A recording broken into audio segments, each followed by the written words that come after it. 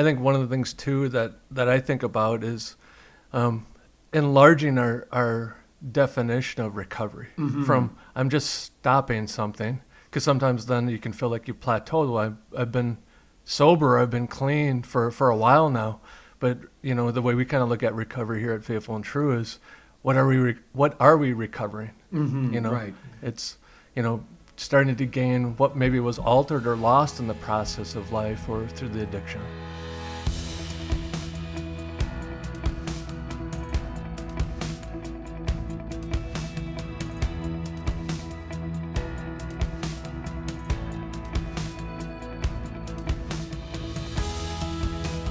Welcome to the Faithful and True podcast. We're happy to be back with you today, and once again, by popular demand, we've reached into the staff at Faithful and True, and Greg and I are joined by the clinical director of Faithful and True, Jim Farm. Yeah, good to be with you guys again here today. Yeah, we're glad that you are here. And again, we're continuing our series on questions. And so, Jim, you brought a question for us to be able to talk about today. Yeah, one of the questions that came up in one of my groups this past couple of weeks was, what happens when you feel like, your recovery's stalling or it's kind of plateaued? Yeah, and I think that that's a great question. One of the images that I use for recovery is it's kind of like backpacking, where sometimes in your recovery, it does feel like you are climbing up a hill and it feels exhausting and depleting. Other times it's more like you've come to a meadow. You're still making progress, but it seems a little bit easier. But then there are those times where it feels more like you're in a swamp, where it feels like you are stuck, you aren't making progress. And so that can be really discouraging if it feels like I'm kind of recycling the same old things or stuck and not moving forward in any way. Yeah, and I think that's kind of a common experience as well, especially sometimes during maybe the end of that first year of recovery. Absolutely. And like you said, I think it's helpful just to validate that that's a common thing. That for most of us, at some point in our recovery, we're going to come to a place, and stuckness can show up in a variety of different ways. It might be coming to like a fork in the road and not quite sure what the next step is going to be. Or it could be just some of the old things that you've been using that have been helpful in the past aren't bringing the same benefit, and maybe you need to reconsider the resources that you have. Yeah, I think so. And I think one of the things too that I think about is enlarging our definition of recovery from I'm just stopping something, because sometimes then you can feel like you plateaued. Well, I've been sober, I've been clean for a while now, but the way we kind of look at recovery here at Faithful and True is what are we recovering? Right. It's starting to gain what maybe was altered or lost in the process of life or through the addiction. Absolutely. Well, and again, it's casting that greater vision of this is the journey of becoming the person that God created you to be, which is going to be a lifelong journey for everyone, whether they struggle with an addictive behavior or not. And for many of us, we get to the place where, because of the resources that we have, the tools that we're using, the power of the addiction has diminished. It may still linger in some ways, but we're really kind of wondering, what are the things that I need to do to continue that greater journey of becoming the man that God created me to be? Yeah. So first, let's talk about what might be some of the indicators that I'm stuck, or what might be some of the symptoms that my recovery isn't moving forward, and this might be something I need to pay attention to. Yeah. Well, I think one is, maybe just lack of motivation, or, I'm tired of reading books, or group seems to be boring now. Right. Well, maybe I feel like I'm talking about the same stuff over and over again. I'm hearing the same thing over and over. There's not like new information. And I think that that's something to be expected. For many of us, when we first enter recovery, we really are clueless and ignorant about ourselves, about this process. And so any information at the beginning is new information. And there is an excitement that comes with getting new information, getting clarity, even kind of awakening to the truth of who we are and seeing ourselves more clearly. Yeah. There's a lot of excitement early on, especially if you come and you're unaware and you're learning all these new things about yourself. And it's like almost like, to speak to some of the younger versions, like getting that new Xbox game. Like the Right. first 3 weeks, it's awesome, it's fun, it's a new game. But for maybe a month down the road, I'm kind of getting bored with this now. Right. You know. Well, because again, I'm playing the same things over and over again, and what was once exciting might not be exciting anymore. And what's also true is that initial information, kind of those foundations of recovery and self-awareness, are going to be useful through the entire journey.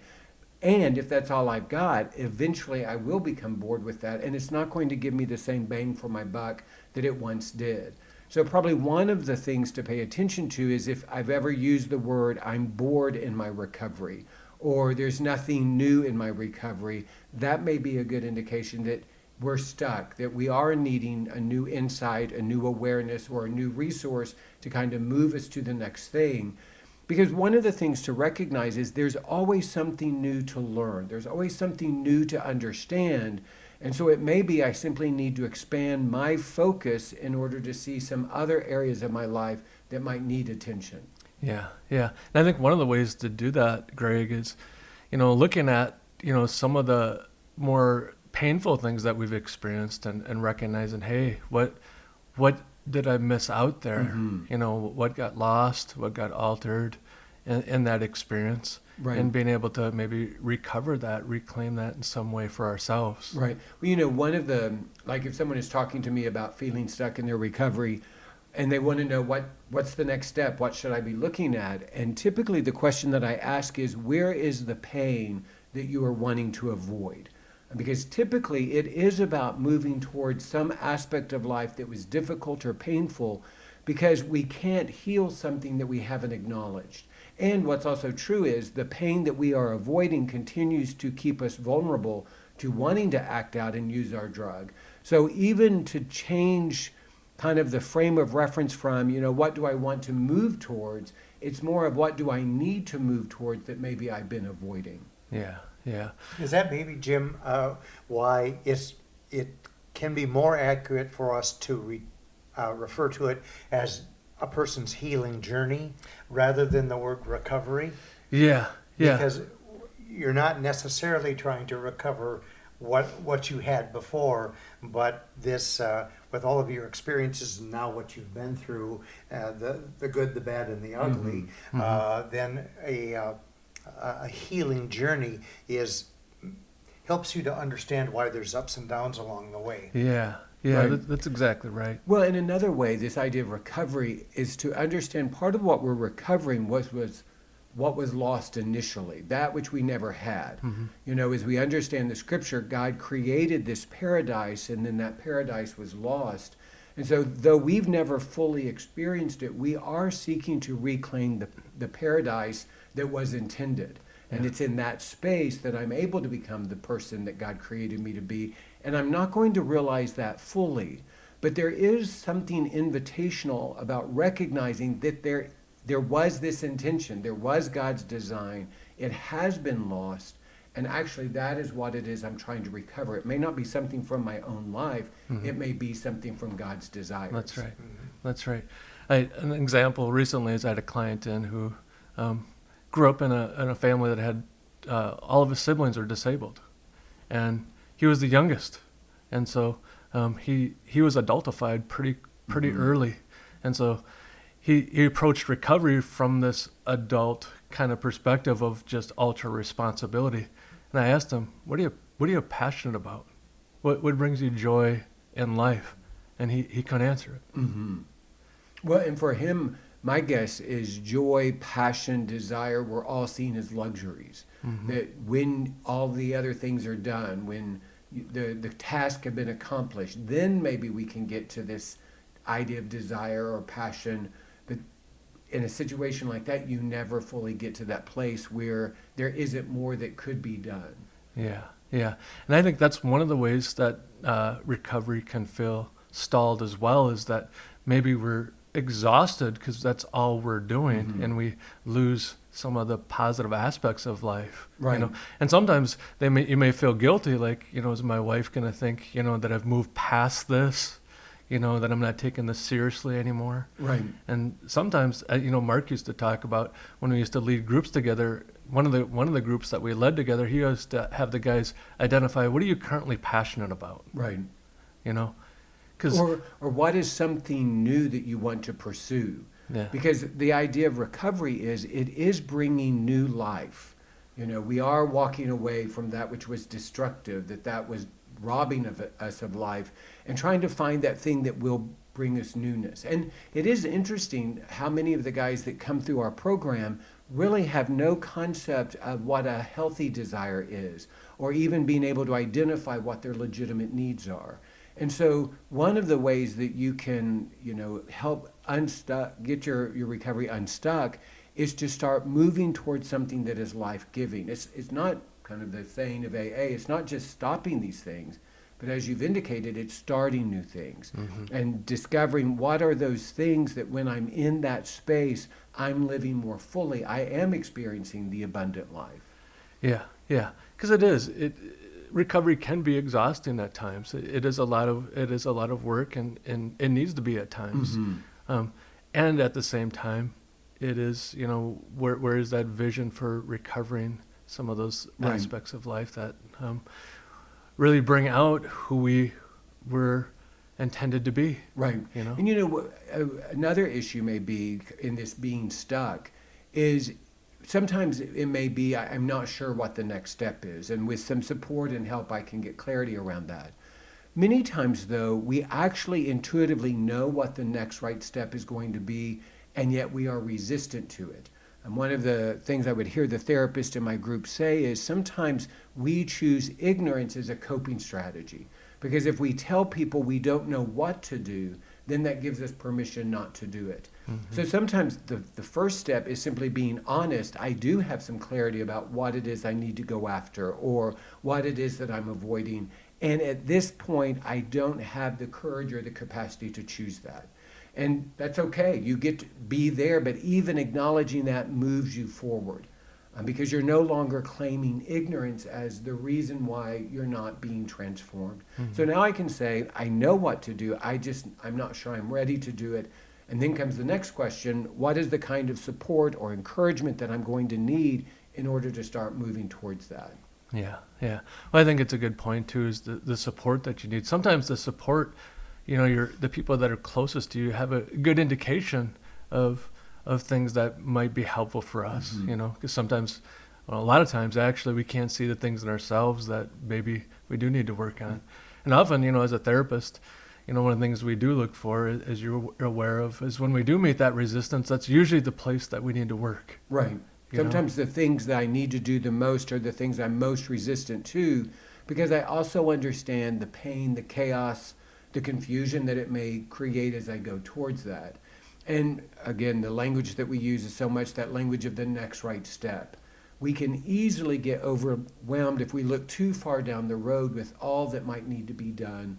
But we can find comfort if we can break that down into these smaller steps that actually allow us to move towards it.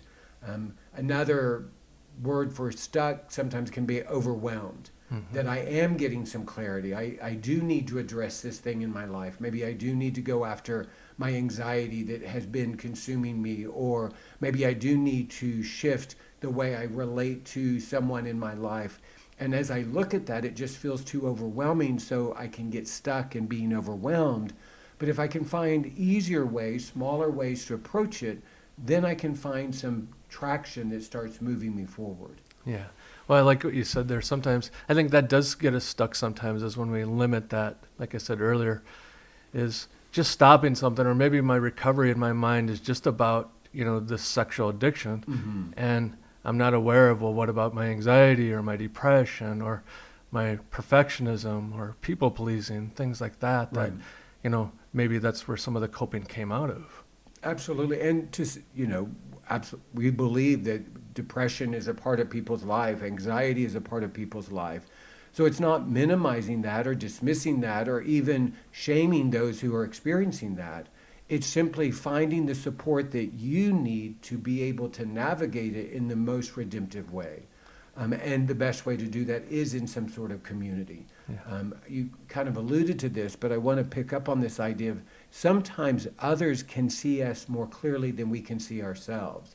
And so if someone is stuck in their recovery, they're really struggling, one of the best things you can do is ask your community, what do you see in me? And what are the things that I might need to work on?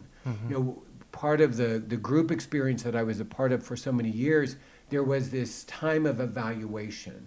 And the evaluation wasn't just how we were experiencing the group or what it was that we were wanting to work on, but it was also the time where we opened ourselves to feedback from the rest of the group to ask them, what do you see in me? What would you encourage me to move towards? Or what challenges do you think would be helpful for me to face? So there is a great resource of community in our stuckness to maybe give us some understanding or indication of how to move forward. Yeah. A few years ago, I had this group, and one of the guys in the group was what we describe as over-spiritualizing his issues. And one of the pastors in the group, pastor, if you will, says, "You're over-spiritualizing it. I think it has to do with abandonment. I don't think it has to do anything spiritually at all. I think you're reacting out of your abandonment." And I actually created a breakthrough for this guy because his issues were really coming out of his abandonment. It wasn't an evil thing. It wasn't a sinful thing. Right. You know. Well, and you know, it's interesting. Beth has introduced me to this idea of a spiritual bypass, and there are many spiritual thinkers and writers who talk about this. And it really was helpful for me to recognize that we have to pay attention. Am I actually using my faith or my understanding of spirituality as an attempt to avoid something that God may actually be calling me to face?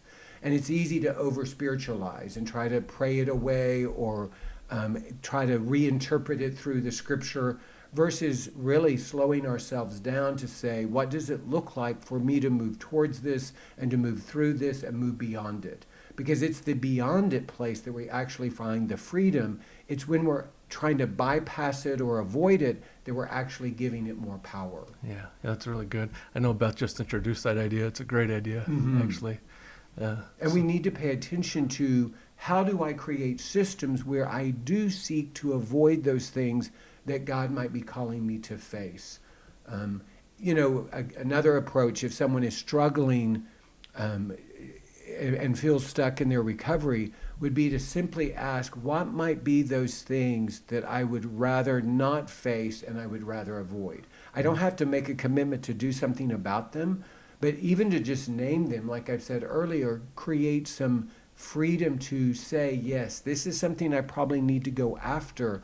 I just may not be ready yet. I need to move towards it. I need to move through it. I need to move beyond it. Yeah. You have to be ready. I mean, we talk about that at the men's workshop and that first spiritual question. You know, are you willing to be well? Do you want to get well? Do you want to get well? And so sometimes some issues we're not quite ready there to get well in that area. Right.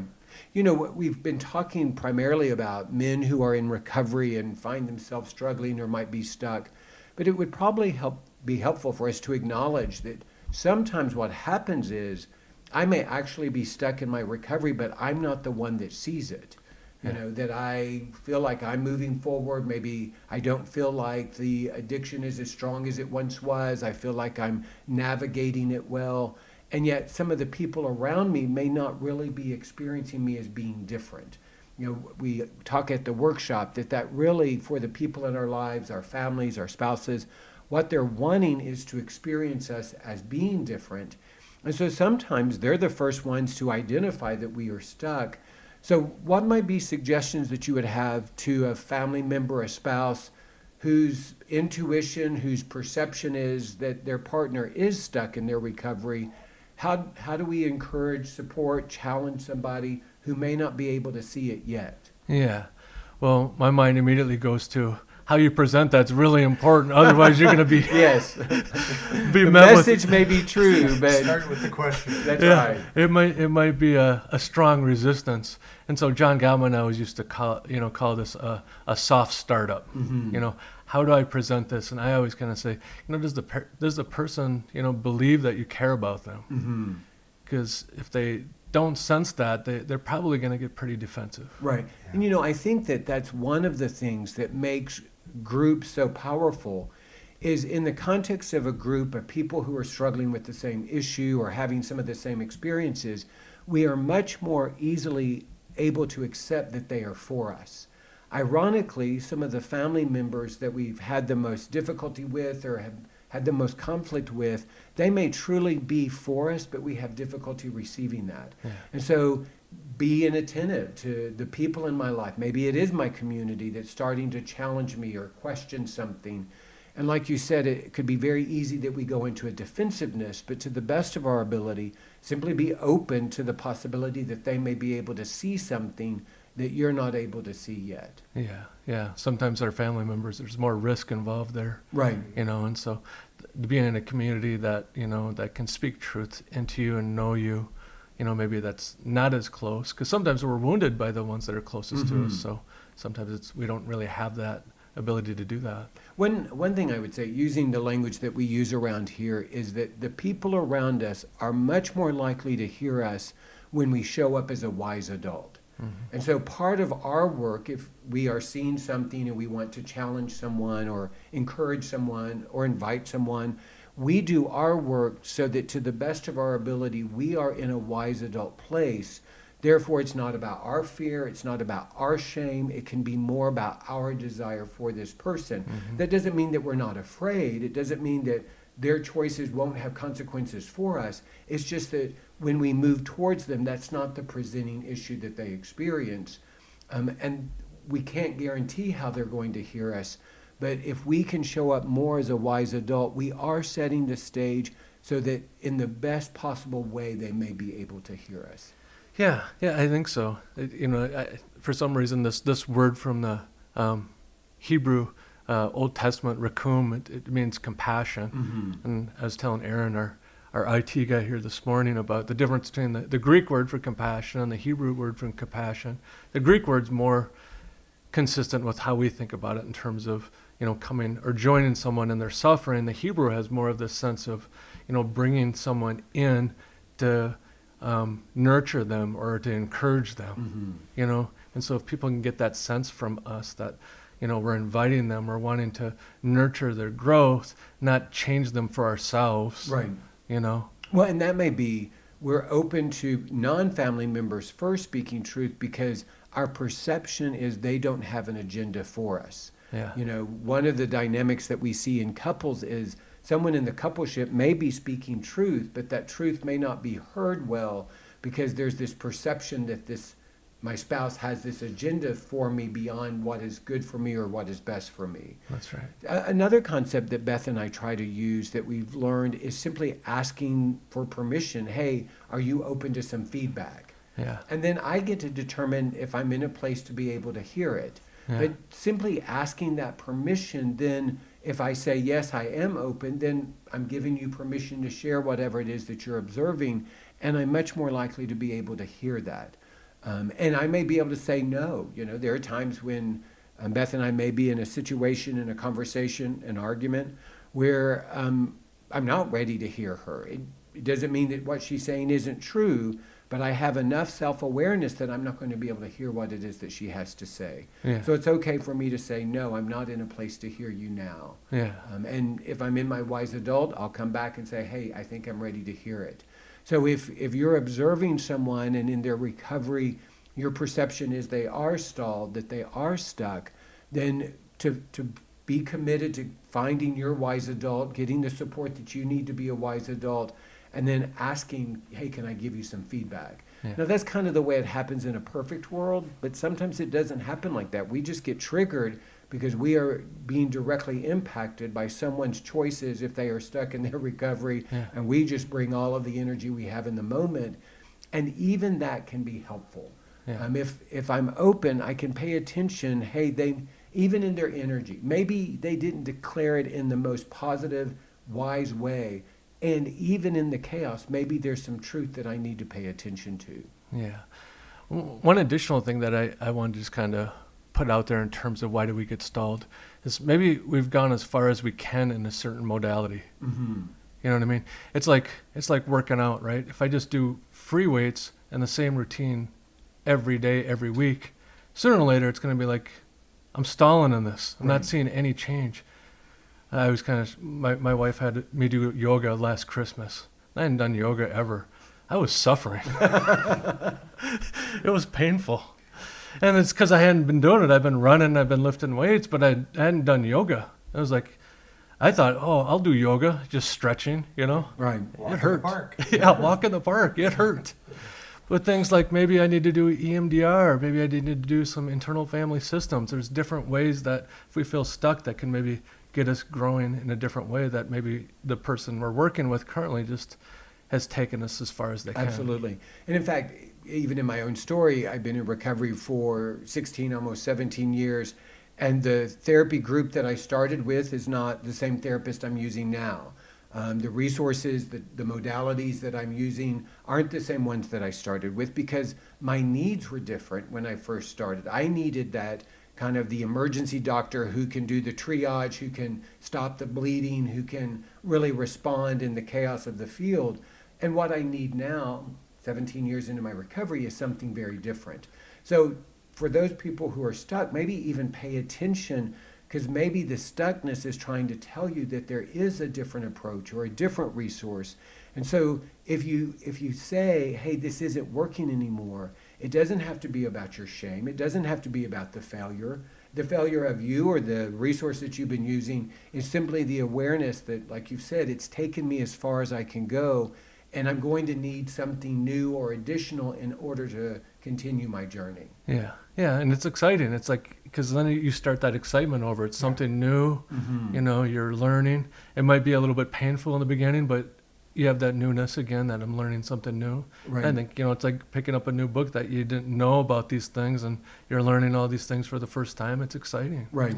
Yeah. One final thing is the group that I went to for years, and it's obvious that it was meaningful for me because I talk about it a lot, but one of the principles was every week when we showed up, we were responsible for identifying what we needed to work on. So I would show up in the group saying, hey, I want to go after this, or I need to explore this, or I'm curious about this. But it wasn't the group telling me, it was me bringing to the group. So that really created a pattern of working on my self-awareness to say, what is it that I want different? How do I want to live? And so, one of the things to do if someone is stuck is simply to ask that question, what is missing that I wish I had? Can I look at what I believe the abundant life is? And if there's something in my life, maybe it is peace, maybe it is hope, maybe it is joy, maybe it is the fruits of the Spirit. But if there's something that is missing, then what do I need to do to maybe move towards that? And the beauty of it is I don't have to figure that out on my own. That's the power of community. But I bring the desire, and the community helps nurture it to help me to understand what my next right step might be. Yeah, thanks, Greg. I think that's really good, is paying attention to what am I desiring? Mm-hmm. What has God laid on my heart in terms of growth and next steps, for sure. That self-evaluation That's right. can be very powerful and meaningful. Yeah, and that is a part of that wise chair that we talk about, is that self-awareness, self-evaluation, for sure. Well, Jim, thank you so much for joining Greg and myself again today on the Faithful and True podcast. We always enjoy our time with you, and I know that our audience does as well. If you're an individual out there and our conversation today has opened your eyes to some needs that you may have, we invite you to take a look at faithfulandtrue.com and take a look at our Men's Journey Workshop. If you have not attended to this point, it's a powerful experience that men have experienced and come back to us and saying, this is just what I needed. This really set me on the right path. And the same goes for our Women's Journey Workshop for the wives and our Couples Journey Workshop. And both of those events are also coming up. If you take a look at the website, click on the workshops, and you'll see the upcoming schedule. So until we join you again next week, we'd like to wish you a week that's filled with many blessings and great vision.